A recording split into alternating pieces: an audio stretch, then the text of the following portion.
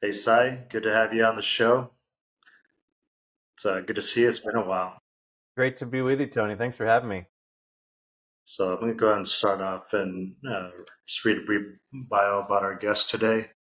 Today we're joined by Si Katara, the founder and CEO of TappAlpha and a recognized member of the Forbes Technology Council. Si is an entrepreneur and technology leader with a track record of building innovative solutions, scaling businesses, and shaping teams that thrive in fast-changing industries. At TappAlpha, he's focused on providing investors with access to powerful financial tools.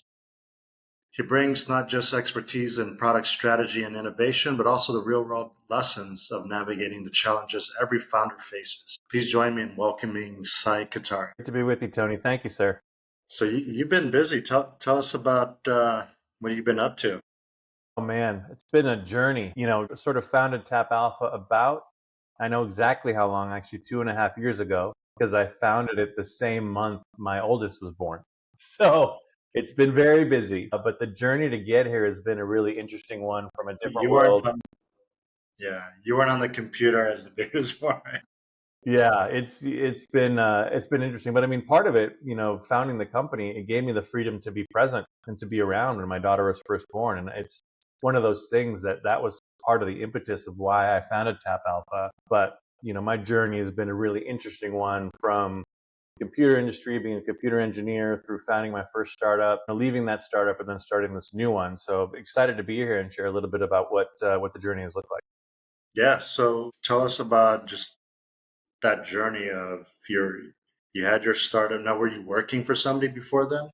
Yeah, so when I first graduated school, I went to University of Washington here in Seattle, graduated with a computer engineering degree, and went to Silicon Valley to work as a super nerdy embedded systems software engineer, like basically programming on bare metal. Loved it. Like at a startup, like slept under my desk. I lived in San Francisco and drove an hour. And so sometimes when you're on deadline, you're like, there's no reason to go home and then come back in the morning. So I just shower there and keep going. I love the energy in that environment. And then our startup got bought by, and I was an early employee, not a founder or anything, but we got bought by Cisco. Love Hmm. Cisco, but big companies for me, I just felt like a kind of a small cog in a big machine. I didn't feel like it had the same impact. And so I ended up leaving there. And I was lucky enough to have a little bit of capital from that acquisition to give me some space to figure out what to do. And I ended up founding my very first startup company. So this was 2005, and I ended up partnering with some guys from University of Washington, two professors, and a friend of mine from school. And we founded a company. We called it Pavia when we first started, and then we evolved the name to be Headlight. It was actually the first startup ever to come out of UW civil engineering. And the whole idea there was, how do you take, innovation and technology and apply it to really big problems like, oh, you're building roads and bridges. Everything is done with pen and paper. So how can we use innovation to change that? So we created a construction technology solution that we sold to public sector agencies like DOTs. So Hmm. like WashDOT here in Seattle used our Headlight tablets to inspect the construction of like the 520 bridge and Oh, things like that. So, I cut my teeth building a business that was kind of in the toughest space when you think about it, like government action, late adopters, long sales cycles, and like kind of the laggards of actually using new innovation. And so we had to be very sharp in how we kind of communicated the value of what we had, and that shaped me a lot in how I, learned how I presented ideas, how I understood what different stakeholders needed. So then fast forward now 17 years later. This is 2022. I like blinked my eyes and half my career was behind me. hmm. And that same year, my wife was pregnant.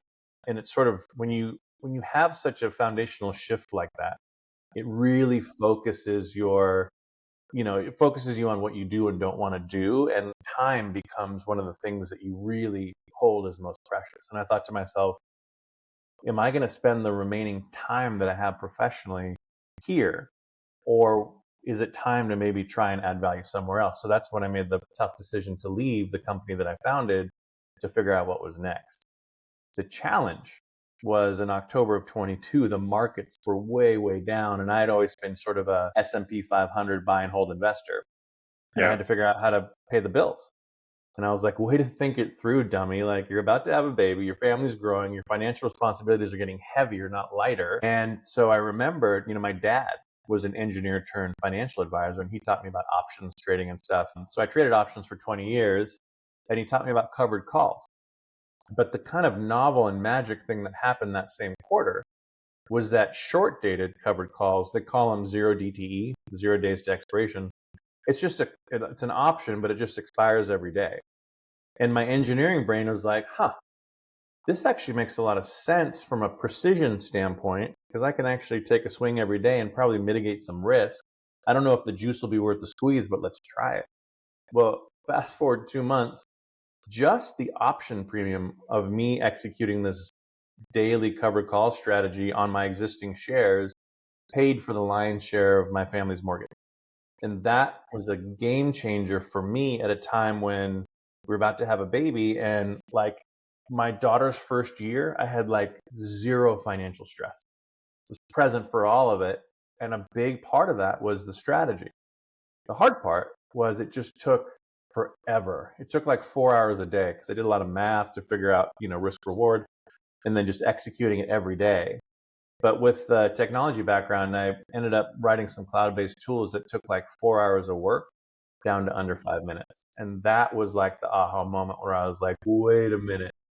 If I can find a way to take this value and share it with other families like ours to provide a similar benefit and that similar feeling, like we're going to add positive value to the world. And that was sort of the inception point of TappAlpha, which it's kind of on the nose, but it is what it is. It's the idea of how do you tap into the value and the potential of what you already have in order to maximize that potential and the output. And so that's all I did was sold covered calls and the shares that I owned. And then we took that and tried to figure out how to get that value to market for other people. SaaS background, I was like, maybe I'll create some cloud-based tools and people can log in and attach it to their own brokerage accounts. And then I learned about compliance and I learned about the challenges of like retail investing and using tools for that. And I was like, that's probably not a good idea, at least not to start. So we got introduced to some folks out of New York that actually launched and ran ETFs. And they're like exchange traded funds. And they're like, you should just take this thing, wrap it inside of an ETF, launch it on the NASDAQ, and then there's no friction. People can just buy it. And then they get that value and the income that's distributed and the growth like right in their brokerage accounts. And I was like, So here's, essentially you created a structured product. yep, Yeah. exactly. And I didn't know that. I was like, there's no way I have the resources to do it. They're like, actually, you can. And so this group out of New York called Tuttle Capital Management, they run about 4 billion as an ETF issuer, kind of took me under their wing and just kind of showed me the ropes of how to do it, connected me to all their partners and like different choices for how to actually put something together. And it's about a year now, less than a year later, we had launched our first ETF, T-SPY, on the NASDAQ. And that's exactly what I did in my individual account, just in an ETF wrapper. It owns real shares of SPY. And then every day we're just selling, low to moderate risk out of the money calls and harvesting little bits of option premium to add an income component to the S&P 500 exposure. And it's starting to get a lot of traction across do-it-yourself investors, retail investors, and advisors, essentially as a core equity replacement. If you own SPY, you just replace it with T-SPY because you have the same dollar for dollar exposure to the S&P, but now you have all of the other characteristics that come with the option strategy too. Yeah, it's very, very interesting. I mean, I think what's more impressive is that you use that to fund the family for the year, right? Still do it. So like the first thing, and I wanted a product like that. There was just nothing available. And so I'm like, well, let's build it, let's see if we can scale it. And so like on day one, when T-SPY was launched, I sold all my SPY shares, bought T-SPY shares. And I'm like, I was one of the biggest shareholders to start. But like still, every month I get the distribution and I use that to sort of fund our expenses and things like that. So it's like we're drinking our own Kool-Aid. I wanted the product. And then the other thing, since you're in the finance world, you'll appreciate it. There was a massive tax benefit when I stopped doing this in my individual brokerage account and we actually put it in an ETF wrapper. That has been even better from just a product that I like to use standpoint, and advisors really appreciate it too. So tell me about the taxation. So there's two sides of value in a covered call strategy: the option premium itself and the underlying capital gains or capital growth. When I did this on my individual brokerage account, both were taxed at ordinary income. And here's why. One, the options we could trade were equity options. And so that's just short-term gains that you have to pay your regular tax rate on. The thing that I didn't realize until later was that when you do a covered call on underlying securities, it triggers this thing called the straddle rules. And the straddle rules say when you have a hedged position like that, we have to pause the capital gains clock on your underlying shares. So if you buy SPY and you do this every day and you do it for 13 months or 18 months, and sell the SPY shares for a gain, those gains are going to be taxed at short-term ordinary income. And again, I'm not an accountant, so talk to your own tax resources for this. But so both were ordinary income. Now you do this inside the construct of an ETF, a couple things happen. One, we were able to use index options, which have a big notional value, and those index options are taxed at 60% long-term, 40% short-term for the options piece. That's pretty standard, but it's still a benefit. The biggest thing is the underlying capital growth. That short-term consideration essentially gets wiped away, and here's why. If you buy T-SPY or any option that has real shares, or ETF that has real shares, the SPY shares will grow over time if the fund doesn't realize the gains, which we work really hard not to. Let's say 18 months later, you sell your shares of T-SPY. The corresponding shares of SPY that make up your share of T-SPY, they don't get liquidated or realized. They get handed back to the bank in kind. And that wipes away the short-term categorization. So all that the individual investor has to pay is long-term deferred capital gains on the NAV growth of the ETF. And that is a game changer. So if you do side-by-side comparisons, identical returns from a market performance perspective over a 10-year period, in scenario 2, you're left with 47% more after-tax capital. And that's what we call tax alpha. That alone, solving the tax problem for option strategies in an ETF is worth every penny. So those are the things that I learned along the way in putting together the product and joining the industry. Very interesting. Now, where are you going to take the company from here? Well, it's been interesting. So as an entrepreneur, right, I get excited about shiny things and butterflies and all the opportunities that are out there. And in this industry, I was really pleasantly surprised and shocked at how many opportunities there are to take technology and apply it to solve particular business problems. So I'm fighting my nature just to stay focused and like a laser.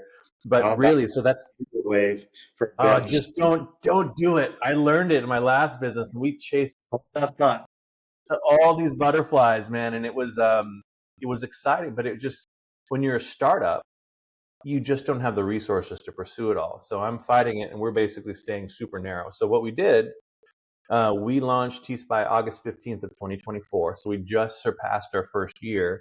We wanted to run it and prove the strategy out for a year, see what the track record's like. And then once you get beyond a year, it also unlocks more distribution channels because now some advisors can use it that couldn't before, and you got a little bit of a track record. Doing that allowed us to say, okay, it works. Look at the performance. How do we stack up against everybody else? We built this really robust underlying fintech that I can now take and run on not just S&P 500, but any underlying security. So our focus is one strategy, one foundational platform that does one thing to start, and then scaling it out to other securities. So we just launched our second fund, which is TDAQ, which is the same exact daily covered call strategy, but on the NASDAQ 100, the QQQ. And so that launched September 4th. So it's been almost a month tomorrow. And it's doing exactly the same strategy and performing similarly to what T-SPY is, but on the Qs, which has its own characteristics. And then we're taking that same strategy, and we got a lot of requests for investors, especially in Seattle, that have concentrated big, low basis concentrated positions. And it's just sitting there. They don't want to sell it because of the tax hit, but they're like, hey, can you do your T-SPY strategy, but on this? And so we took our institutional piping in our platform and now tied it into running it on separately managed accounts. So if you have that stock, we can run the same strategy on top of that single name security and help generate accretive option income on top of that. So we're just taking this one thing and finding ways to scale it and package it in ways to touch as many people that need that value as we can provide it to. So creating an income play for people with concentrated positions that don't want to sell. Isn't that Yeah. interesting though? I mean, I wrote a book on behavioral finance, and just the whole concept of I've accumulated all this in a concentrated position. I'd rather stare at it than pay a very small percentage to realize real utility wealth, right? It's like, okay, are we just going to watch this $1 million go up and down because you don't want to pay 200,000 bucks, Uncle Sam? Like, how about we pay Some Uncle people, Sam and yeah. then figure out a different way to use that money? Yeah, diversify it. And also depends on the broader Especially if picture it for doesn't folks. cost them anything other than their time. Because Microsoft, Amazon, all these big tech companies, they literally just give you this. It's like candy. Like here's some more candy, Yeah. right? So it's to me, it's very fascinating because I deal with a lot of retail clients, and the behavioral aspect of it is powerful. It's fascinating. And I see it now too in the retail landscape as well, because, our whole concept is balance. It's growth plus income. It's not, if you just own SPY, your growth. And then if you're just really worried about generating income, that's a different side. But we're like, we want both because the bigger your nest egg can grow, the more the income it can generate over time. So we don't want to necessarily trade off too much one for the other. But retail, a lot of times will get stuck in the cycle of they'll see a distribution and that's marketed as yield. It's not really yield. You just see this super high number, but it's not the full picture. And so you see that behavioral finance come in to be like, oh, people feel like they're getting a big check in their account weekly or monthly from these distributions, but they don't dig in deeper to understand that actually, in some cases, you're just getting your own capital back to you with some negative implications too. So you see that behavioral finance piece, and I think that's the biggest thing too that we're super passionate about is how do we educate and just crack the hood open so you can see like what's in the box so you really understand does it fit your needs or not. And in some cases the high yield stuff could be a perfect fit, just giving the information to help people make the decision. So I think earlier we spoke. You're going to be ringing the bell here pretty soon. Tell us about that. Coming soon, yeah. So it's pretty awesome. We so the first fund T-SPY we launched on the NASDAQ. This one we're launching on CBOE, Chicago Exchange, and so we're going to be flying to Chicago in 2 weeks, the middle of October, to go ring the closing bell on the live exchange, and they'll have sort of like TDAC, and it's a celebration for the launch of TDAC there, and get a chance to see the floor, do some interviews there, meet all the folks at the exchange, and then actually since it's the options related exchange, like a lot of that stuff happens in Chicago. We're going to have some meetings with the CBOE team there too to talk about some innovative stuff we can do for future product development. So it's going to be a super exciting trip.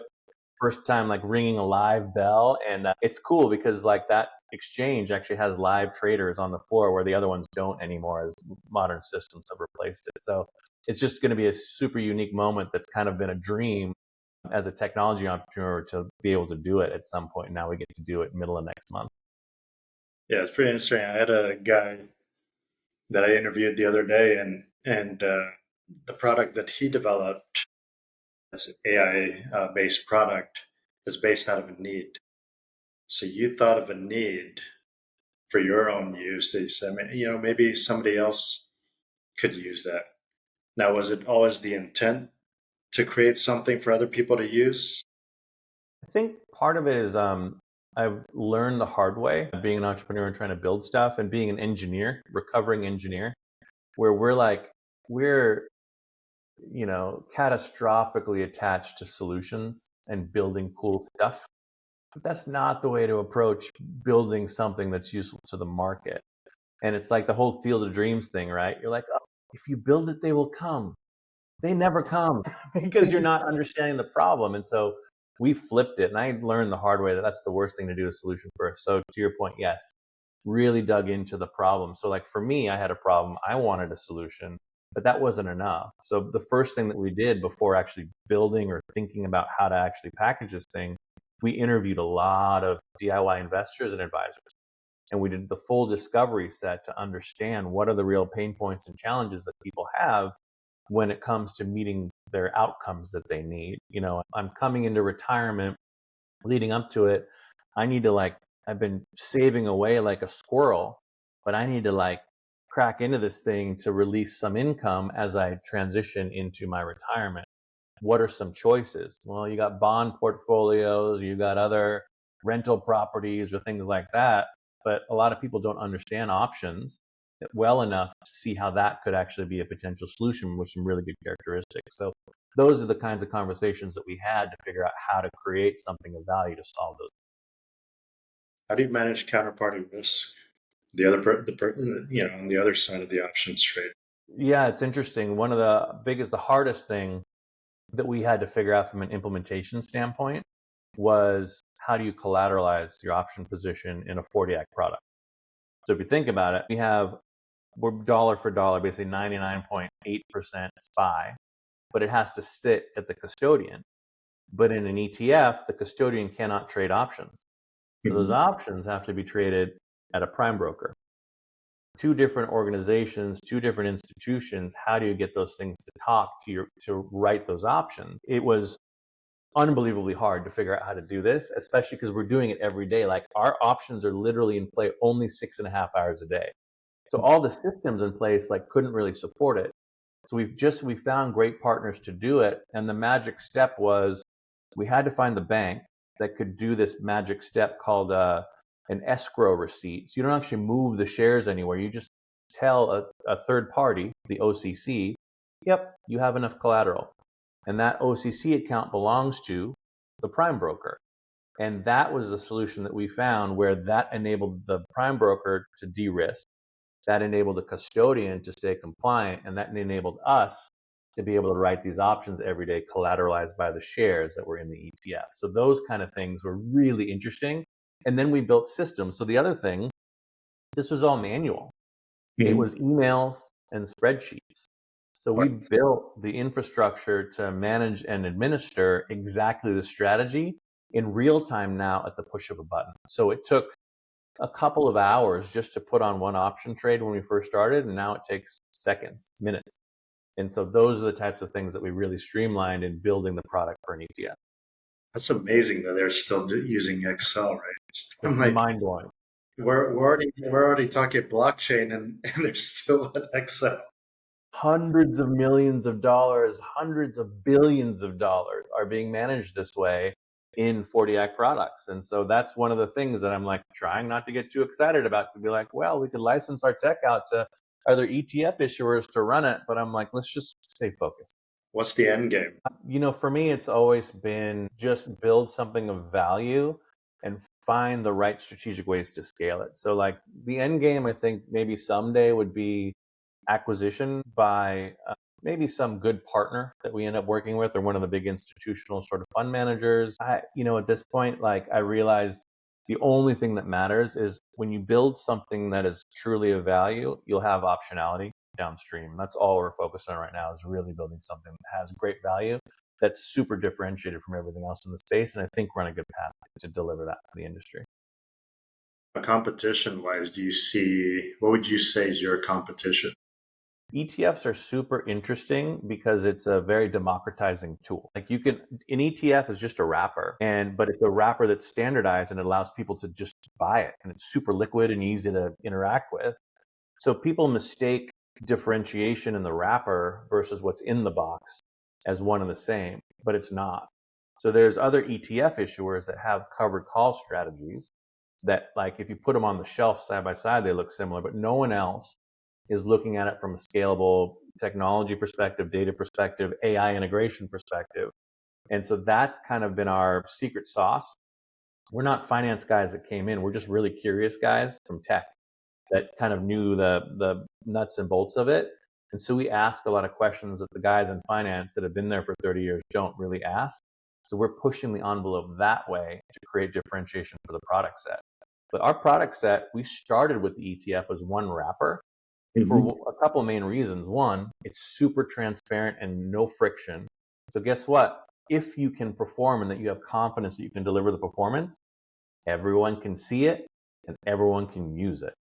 Hmm. That has opened the door for other wrappers like this private yield SMA, where we can now take the tech and wrap it in a separately managed account to get really bespoke value adds to clients that have the concentrated positions. And the only reason we're getting people knocking on our door is because they saw the performance of the ETF. Yeah. So that's, I think, the differentiation where we aren't tied to the wrapper. Whereas if you're an ETF issuer, that's what you do. It's a cutthroat, highly competitive, really like democratized space. We're adding value there and sort of getting market share, but that's not the end game for us. We have a much broader picture, I think, that we can deliver because we're tech enabled, and wrappers are just, it's one way to deliver the value. And so that's how we're kind of approaching the world. Nice. And we talked a little bit about this now. Would you say that it's the right timing now because you have technology that is giving you the bandwidth to play multiple roles when in the past you might have need to build out a team that can handle all this? It's it is better to be lucky than good, and we came out at the perfect time. Not only the demand in the option income space and just income products in the ETF world, the ETF world is exploding now. There's so much capital rushing in because of the efficiencies provided by ETFs. And I mentioned October of 2022 is when we started. Guess Hmm. what came in November of 22? Chat GPT and large language models. So Uh-huh. guess what we've been using since day one, not only to build out the tech, so like the stuff that, computer engineer by trade, but I don't have the time or like the chops that I used to have. But I was able to build stuff Building a in baby. 4. Exactly. And that's so funny that you mentioned that, because like the logo design, like that kind of stuff, I did at 3 a.m. with ChatGPT with the baby in my arm. And like we just did our $100 million AUM achievement announcement. And that same logo is in the middle of Times Square. And like when we first saw that happen, like I got super emotional because I was like, this is crazy. Like me and my 2.5-year-old, when she was fresh out, designed this thing in the middle of the night, and now it's in Times Square. Everything is possible in this country, and you just get super like blown away that you even have the opportunity to do this stuff. So it's been an amazing ride so far. Yeah, yeah. The other guy that I talked to the other day said people take for granted our capital markets because if you had that same idea and you're trying to implement it in another country, Forget it. there's so many hurdles, but also just the access to capital is not there, right? Or even the resources to do so. I mean, you literally had an idea and you're like, yeah, I'm gonna test it out, and nobody's holding you back other than yourself, and you found a way to be resourceful. So talk to us throughout the idea of being resourceful. It's been one of those things that I think it's the most empowering feeling in the world, because you said it. There's nothing to hold you back except your own capability or your own curiosity or your own like ability to take risks. Now I say that from a place of like being really lucky, in a lot of ways. I had, at least a little financial security to take the time away. I had parents that taught me about finance. I had a background, like I went to college. So yeah, so you put all those things together, but that's actually also the thing that's a main driver behind the why for the business. Like I realized I was dealt 4 aces, but not everybody was. So how can I take what I know and can do and make it accessible so everyone can take advantage of that? That's the whole thing. Make access available. Like I don't believe in equal outcomes. Like you got to earn it. But I do believe in fair shakes for opportunity up front. So like let's give people the fair shake for the opportunity. And one of the things I can do is take the stuff that I know how to do and do the blocking and tackling so that investors don't have to. And then they can take benefit from it if it makes sense for themselves. So that for me was like I get chills thinking about what you can do, especially in this country, in this market. My parents grew up, born and raised in India, and it's a very different structure there.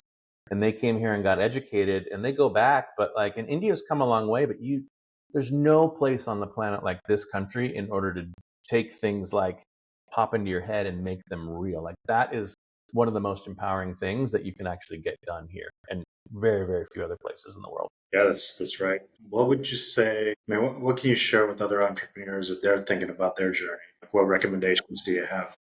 I would say, a lot of people are like, oh, don't be frightened. Be scared. That's part of the process. That's natural. But just look through the fear. And if you have any inkling at all to try it, like, you will never be ready, ever, until you start taking steps. And that's the whole name of the game, because until you start taking the next step forward, you're not going to know what the next problem is. And just have confidence that if you take things one at a time and just tackle them one at a time, you're going to get through it, and you have the faith in yourself to do it. It's the bad analogy. I have terrible analogies, so just forgive me. But it's the idea of like, I'm going to jump off this cliff and have the confidence to know that I can knit myself a pair of wings on the way down, and you will. And even if you fail this time, the stuff that you will learn in that failure will be 10x if you were perfectly successful through the process. So when you come out the other side, whether the idea or the business was a success by any measure, who you became is going to be. And that knowledge is going to be the thing on your next adventure, the thing that's going to put you through to what success looks like. But I was struck by this when I was so scared to fail, just terrified. So I didn't take any risk, and I just took little baby steps and tiny swings. And I realized that was the worst thing you could possibly do, because it took me forever to make a decision and forever to make progress.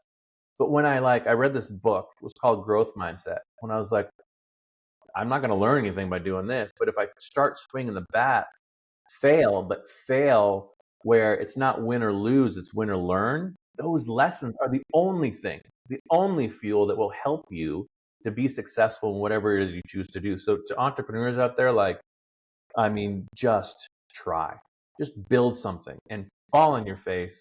And those are the lessons that will take you to your next, whatever that destination is. And guess what? 99.9% of the people on the planet won't. So even when you fail, the person you become afterwards is going to be more qualified than everyone else who didn't even swing the bat. That's the difference. It's not about the outcome. It's about who it makes you become that can then create outcomes that matter. Yeah, no, that's true. Because even, I was at a breakfast this morning, and the guy that was speaking, he was just in just a short time, he's become this world-renowned coach to business executives, professional athletes, and whatnot. But prior to that, he was a pastor. All the experience he had being a pastor actually helped to be where he is today, and he only started his business 7 years ago. Mm-hmm. Not knowing what he was going to do. He's a late career jumper, but just that, to what you were saying, each opportunity that he took from being a pastor was a learning experience. And even though he felt stuck, he parlayed that experience to the next venture, which he's ultimately passionate about. Now, do you find that because you're an engineer, you had this conflicting idea on taking risks? Because as an engineer, you want to really think about all the possible things that could go wrong and then just plug those holes. That's exactly it. And I wanted to always be prepared. I was a quintessential over prepared because I wanted to get ahead of every single possible contingency and scenario and corner case. But you can't. In theory, you just can't do it. And the only way is to get on the field and play the game. You've got to just get out there and you're going to get your ass kicked, and it's going to suck, and you're going to have that sick feeling of anxiety, and you're just going to be and self-doubt. But the truth of it is, the thing that you really want is just on the other side of that. And you just got to take steps forward to do it. And that was the big learning. And it's been so many moments of being uncomfortable. Mhm. But that's the point, right? Why we're here to swing the bat and to be uncomfortable. And when you're uncomfortable, guess what happens? You grow. And it's that growth that enables you to do the things that you want to do that you can't if you don't take a step forward. No, definitely. Now, we all have 24 hours in the day. How do you spend yours to really tackle everything that you're accomplishing right now? And how do you balance work, life, family, and everything else that you're interested in doing? I think the motif has been embrace the chaos. So we've Yeah. got the 2.5-year-old, and then just had a 4-month-old, and then building the business in addition. When I had the 2.5-year-old, we were just getting things started. So it was like pure flexibility. Like I could work at night when we were up, but now I'm kind of locked into market hours because I'm still the one executing the trades. And then we have to market and sell, and we have to go out and innovate. And then we're juggling a couple kids, and I get to do it. I think this is more of a have to, not get to. Like I get to do all this stuff at home. So it's like I was running down to do a conference call, and my wife calls out and she's like, "Come here, Amaya's about to roll over for the first time." And I got to run in and see the baby do that, give her a tickle, like be glowing, and then go down and have a meeting, and then come up and hang out with the babies again. So it's just like the things you can do now with, because it's enabled by technology to do it from home, allows you to juggle in ways that you could never do before. And like, I don't know, I feel like the luckiest guy on the planet being able to do this, but the days are wild. I mean, it is chaos, and market hours got to be there and locked and focused. And then afterwards, like you're jumping back and forth, and then nighttime is a joke. Like nobody sleeps in this house. It's like, just overdosing on coffee and just checking the boxes for what we need to do. But it's one of those things that I've really tried to embrace, because this is the craziest time that I'm going to look back on 10 years from now and be like, oh my gosh, the kids needed us so much. And oh my gosh, we're going through this crazy time building something new. But sometimes you can't see it when you're in it. And I'm trying to project myself forward to really embrace it and enjoy it. But it is truly embrace the chaos. That is the motif of 2025. Yeah. Sounds like you've been embracing it real well. Baby steps, man. My nap schedule is hilarious, but I'm drinking a lot of coffee. That's for damn sure. Yeah. So you're talking to your 2-year-old, and then you switch on the Zoom. It's some Fortune 100 executive. And what's funny is that was another lesson of like, when I first started the last company, I was 27. So I always thought, fake it till you make it. You got to be a certain way. You're going to be an executive at this company, and you got people that are reporting to you that are much in a different age bracket than you. And the sooner I started being myself and authentic, the more effective I was at being an entrepreneur and being a teammate and a member. And that was the thing. This chaos is actually something that like so many people can relate to. And I'm in it, and people are either still in it or they went through it. And so just having that foundation of just, and the energy it takes to like be someone that you're not is such a waste. Whereas if you can just be yourself, you save energy, and you can actually connect with, you're not going to connect with everybody in the world, but when you're authentic, the people you do connect with, it's going to be a much tighter bond. And that's the thing that helps you win in business, because you need people on the journey with you to get to where you're going. And those bonds being strong are the things that can get you through the hardest time. So it all kind of works when you get things into alignment, versus if you stretch too much in the wrong direction, that's when things start to break. Yeah.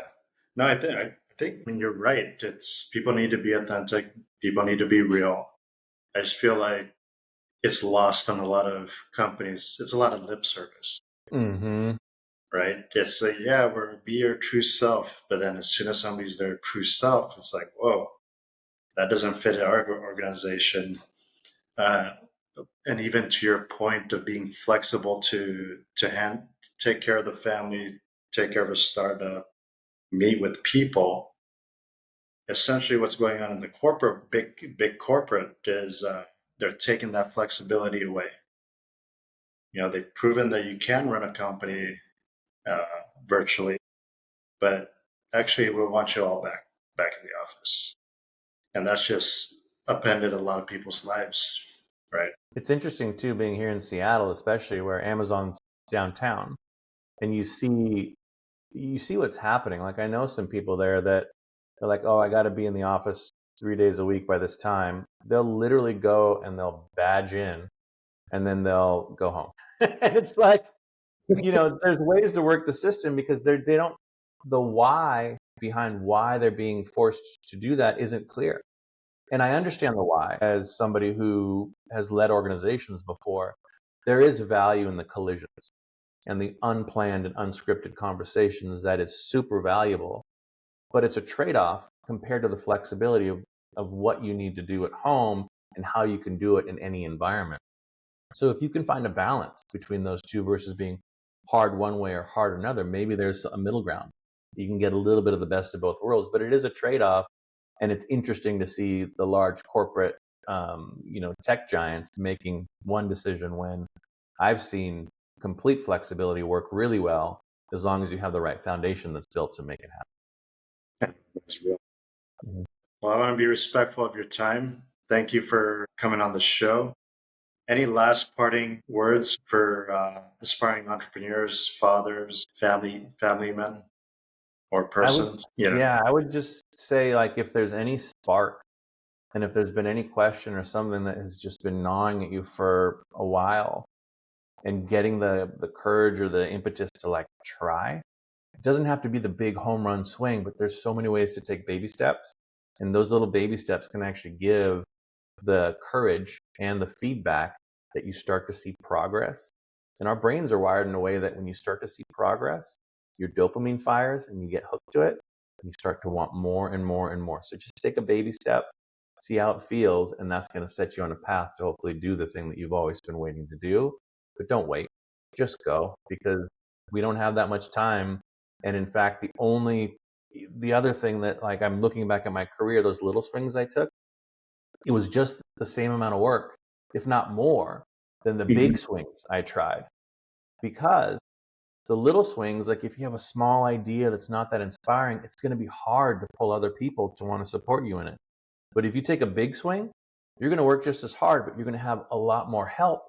And so you're going to have a way to share that with a lot of people in order to achieve the big thing. So you can try the baby steps, but don't be scared of the big swing, because at the end of the day, what you learn from the process is going to be more valuable than anything else. I think, yeah, I mean, I think you're spot on, right? And then, on the topic of why, as I think about it, what's your why? I mean, what gets you up? What gets you to embrace this chaos? Like, what's your big why? People, that's it. As a computer guy coming up, like, I loved programming because computers did what you told them to do, and it was predictable. And the hardest challenges I've had in my career have always been people focused. But I think about like my purpose here in the context of like radius of impact. And my radius to start is me, then it's your family, then it's your friends and your coworkers, and then if you can build something at scale, now you can create a radius that is enormous, and what you do with that impact matters a lot. You can have negative or positive, but this new like company, the last, all of it's just been about people. That's all that matters. And so finding a way to make positive impact with the products that we use is one huge piece of it. But the other piece is who you build this with matters the most. Because I'm not going to remember like, yay, you reached an AUM marker, or you got a new product out. I'm going to remember the conversations and the shared experience with the folks that were with me along the way.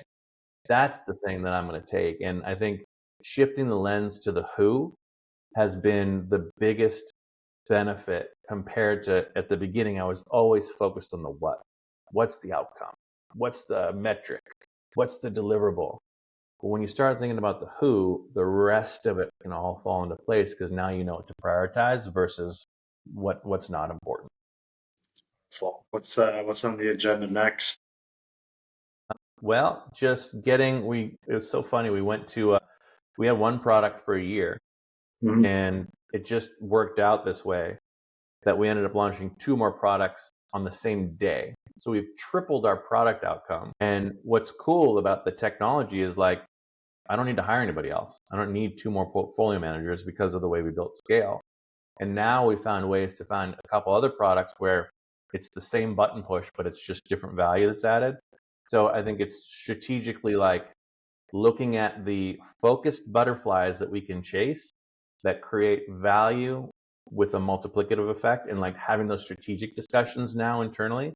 So that's going to be our Q4 process to figure out game plan for 2026. But it's like there's so many shiny butterflies, and I'm just like, let me just get the one that makes the most sense to scale the business. But those are the conversations I love to Well, I'll be getting you up to introduce you to a new butterfly.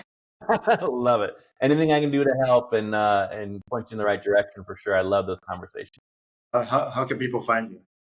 TappAlphaFunds.com are the two ETFs, and then TappAlpha com is our corporate website, and then LinkedIn, Twitter, same monikers. But we love getting input from direct investors and advisors, because that's the thing that helps inform our direction. And also, like, the feedback is, it's our fuel. We're doing this to positively benefit people's lives. So that conversation is so important. So please reach out. Got ideas, thoughts, things you're thinking about, feedback on the existing products, direction for future. We're all ears. We love those conversations, and we're always here for it. Well, thank you again, Si. It's a pleasure to connect with you again, and good luck in Chicago. Thank you much. Good to see you. Good to see you.